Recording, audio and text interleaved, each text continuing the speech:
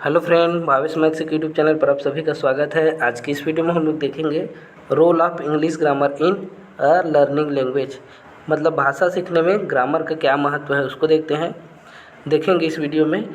तो सबसे पहले हम लोग देखते हैं ये जो ग्रामर है क्या है। तो ये ग्रामर एक पार्ट है टीचिंग का, ठीक है। इट प्ले की मतलब चाबी, रोल इन डेवलपिंग LSRW को डेवलप करने में, विकास करने में ये चाबी की तरह काम करता है ग्रामर, ठीक है। ग्रामर से ही हम लोग किस तरह से हमको बोलना है इसके बारे में, या किस तरह से लिखना है इसके बारे में हमको पता चलता है। वर्णों को किस क्रम में जमाना है इसके बारे में भी हमको पता चलता है। आगे देखिए इसके फ़ायदे। एडवांटेज मतलब होता है फ़ायदे। Help to understand the combination of word. ये ग्रामर हमको बताता है कि वर्ण या वर्ड किस क्रम में जमा रहेगा। जैसे मैं लिख दिया राम इट्स अ मैंगो, ठीक है। तो ये हमको बताता है कि ये जो वर्ड है किस क्रम में जमा रहेगा, ठीक है। यदि ग्रामर नहीं रहता तो हमको कैसे पता चलता? हम ऐसे भी तो लिख सकते थे, इट्स राम अ मैंगो, तो ये गलत हो गया ना। तो हमको किस क्रम में रहेगा ये कौन बताता है? ये हमको ग्रामर बताता है। जैसे हम लोग को टेंस सिखाता है ना, पहले subject plus auxiliary verb plus verb के फर्स्ट फॉर्म में ING या फर्स्ट फॉर्म, इस तरह से हमको एकदम फिक्स नियम बताता है, ठीक है। ग्रामर की वर्ड को किस क्रम में जमाना है इसके बारे में, ठीक है। और देखिए इससे और क्या फ़ायदा होता है ग्रामर से। Enhance comprehensive skill. इन्हेंस मतलब होता है बढ़ाना, हमारे कम्प्रिहेंसिव स्किल को बढ़ाता है। कम्प्रिहेंसिव स्किल मतलब स्कॉलास्टिक और को स्कॉलास्टिक बताया था पिछले वीडियो में, मतलब सभी तरह के स्किल को हमको बढ़ाता है ग्रामर से, ठीक है, बढ़ावा मिलता है। तीसरा पॉइंट देखिए, हेल्प टू स्पीक फ्लुएंटली बोलने में हमको मदद करता है, समझ गए होंगे। और सही भी बोलने में हमको ग्रामर मदद करता है। यदि ग्रामर नहीं रहता तो हम लोग तो सही अभी बताया हूँ, वर्णों को उल्टा सीधा क्रम में जमा के बोलते तो गलत हो जाता। ग्रामर ही हमको बताना है कि वर्णों को किस क्रम में जमा के बोलना है और किस धारा प्रवाह के साथ बोलना है, ये हेल्प करता है, ठीक है। आगे देखिए टाइप्स ऑफ ग्रामर। ग्रामर ना दो तरीक़े से होता है, एक होता है फॉर्मल या ट्रेडिशनल, ठीक है।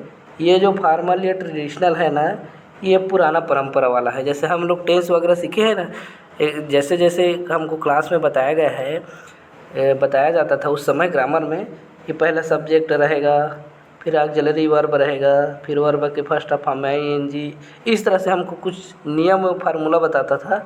वो जो है ना फॉर्मल या ट्रेडिशनल ग्रामर कहलाता है, ठीक है। लेकिन अब वैसा नहीं है, कहीं जगह में चेंज कर दिया है। उसको हम लोग फंक्शनल ग्रामर बोलते हैं, जिसको नया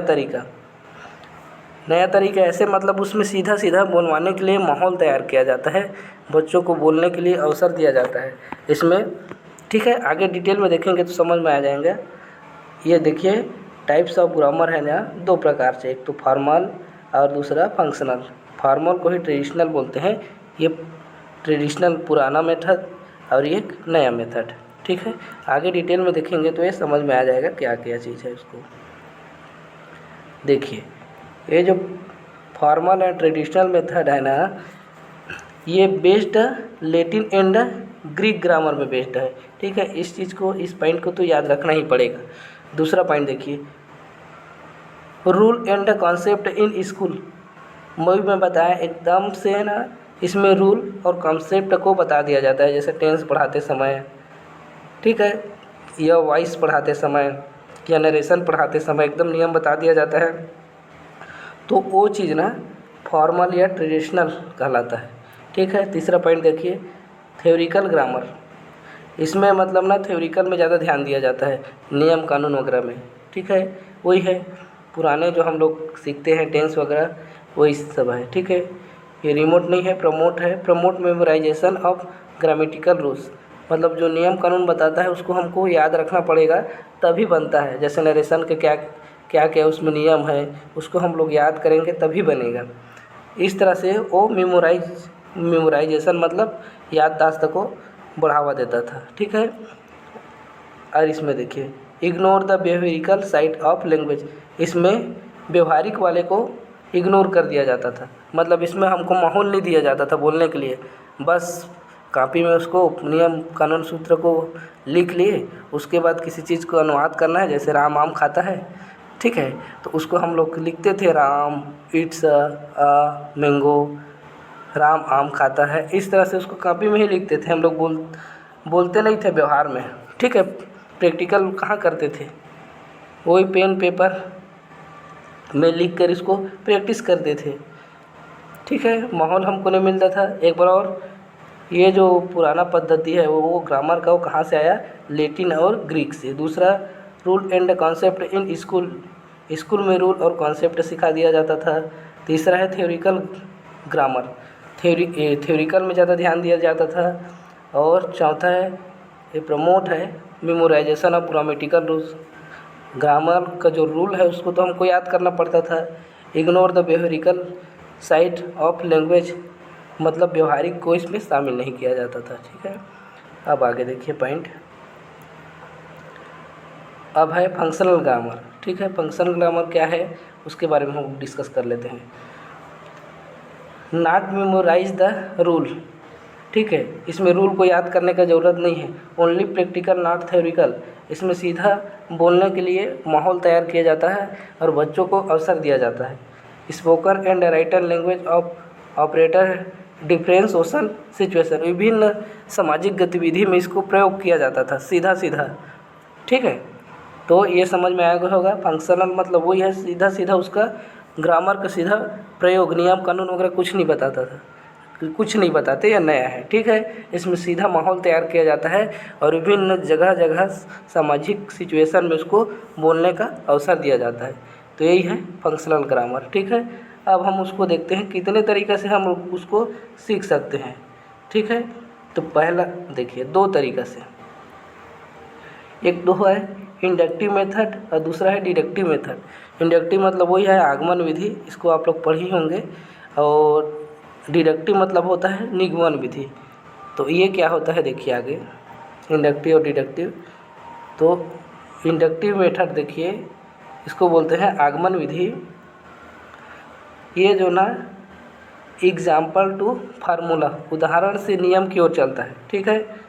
और कंक्रीट टू एब्स्ट्रैक्ट, मतलब ये है मूर्त से अमूर्त की ओर। ठीक है। तीसरा पॉइंट है पर्टिकुलर टू जनरल, विशिष्ट से सामान्य की ओर। चौथा पॉइंट है डायरेक्ट एक्सपीरियंस, मतलब बच्चे ना उदाहरण से करते हैं, मतलब बार बार उसको प्रयोग करके खुद करते हैं विभिन्न उदाहरणों को। ठीक है। प्रैक्टिस कर करके प्रत्यक्ष अनुभव लेते हैं। और ये प्राइमरी स्कूल के लिए करके सीखने के लिए बहुत बेस्ट होता है। ठीक है। इस चीज़ को याद रखिएगा एक बार और। इंडक्टिव मेथड में ना उदाहरण को बुलाना है आ करके। ठीक है। उदाहरण आते जाएगा, फिर उसके बाद एक नियम में पहुंचेंगे। तो एग्जाम्पल टू फार्मूला, उदाहरण आते जाएगा, फिर लास्ट में एक नियम बनाएंगे। ठीक है। और इस मूर्त से अमूर्त, कंक्रीटेबल टू एब्स्ट्रैक्ट। ठीक है। इंग्लिश में कंक्रीट बोलते हैं टू एब्स्ट्रैक्ट, मूर्त से अमूर्त। पर्टिकुलर टू जनरल, विशिष्ट उदाहरण से एकदम सामान्य फार्मूला की ओर बढ़ते हैं। ठीक है। याद रहेगा। डायरेक्ट एक्सपीरियंस, मतलब उदाहरण आते जाएगा तो बच्चे तो अपना अनुभव लेते जाएंगे ना उदाहरण के थ्रू। ठीक है। ये करके सीखने वाला है, मतलब प्राइमरी स्कूल के लिए बेस्ट होता है। ठीक है। ये जो है ना बॉटम टू टॉप होता है। ठीक है। याद रखिए बॉटम टू टॉप, नीचे से ऊपर की ओर होता है। इस चीज़ को याद रखिएगा, इसमें लिख नहीं पाया हूँ, बॉटम टू टॉप। ठीक है। अब आगे देखिए डिडक्टिव मेथड क्या है। डिडक्टिव मेथड मतलब होता है निगमन विधि। ठीक है। निगमन विधि मतलब इसमें पहले ना नियम बनाया जाता है, बताया जाता है, उसके बाद उदाहरण दिया जाता है। सॉरी, सबसे पहले इसमें फार्मूला टू एग्जाम्पल, पहले नियम, ठीक है, मतलब ये जस्ट आगमन का उल्टा है, ठीक है। नियम से उदाहरण, उसमें क्या होता था, उदाहरण से नियम। एब्स्ट्रैक्ट टू कंक्रीट्स है ये कांग्रेस लिखा गया है, ये गलत है। अमूर्त से मूर्त, इनडायरेक्ट एक्सपीरियंस, मतलब इसमें एक्सपीरियंस कहाँ होता है, सीधा फार्मूला बता दिया, उसके बाद बच्चे लोग बनाने लगेंगे तो उसमें एक्सपीरियंस कहाँ से आएगा बच्चों को। जैसे हम लोग टेंस सिखा दिए, subject plus auxiliary verb plus, ठीक है, वर्ब के फर्स्ट फॉर्म, इस तरह से एकदम बता दिए तो बच्चों को एक्सपीरियंस कहाँ हुआ, ठीक है।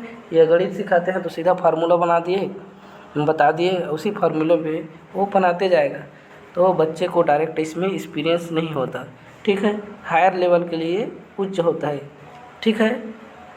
हायर लेवल मतलब जैसे 6वीं से 8वीं, 9वीं से 10वीं, 11वीं से 12वीं तक के लिए, या उच्च कॉलेज वालेज के लिए ये वाला सही होता है निगमन विधि, ठीक है। ये जो है ना अप टू बॉटम होता है, मतलब ऊपर से नीचे, हाई क्लास, ठीक है, to bottom, up to bottom होता है। और जो आगमन विधि है ना, बॉटम मतलब नीचे से ऊपर, नीचे से ऊपर कहने का मतलब है कि पहले उदाहरण दिया जाता था आगमन विधि में, ठीक है, उदाहरण से एकदम हाई हम लोग नियम की ओर पहुंचते थे, ठीक है। और इसमें एकदम हाई से लो की ओर आ रहे हैं, ठीक है। हाई से लो कहने का मतलब है हम लोग पहले सूत्र बता दिया जाएगा, तो सूत्र कैसे बनता है, इतनी आसानी से तो नहीं बनता, सूत्र को कोई बहुत प्रयोग करके बनाता है, ठीक है। तो वो सूत्र क्या है, हाई लेवल से हम लोग उदाहरण की ओर बढ़ते हैं, ठीक है, उसी को बोला गया है अप टू बॉटम, ठीक है। समझ में आ गया होगा। एक बार और देख लीजिए, डिडक्टिव मेथड में ना फार्मूला टू एग्जाम्पल, ठीक है, एब्स्ट्रैक्ट टू कंक्रीट्स, अमूर्त से मूर्त की ओर, अमूर्त से मूर्त की ओर, ठीक है। और चौथा पॉइंट है इनडायरेक्ट एक्सपीरियंस, अप्रत्यक्ष अनुभव होता है, क्योंकि इसमें सूत्र तो पहले से बना बनाया रहता है, लेकिन उसमें हम लोग आगमन विधि में हम लोग सूत्र बनाते हैं, तो इसलिए वह प्रत्यक्ष हुआ, ठीक है।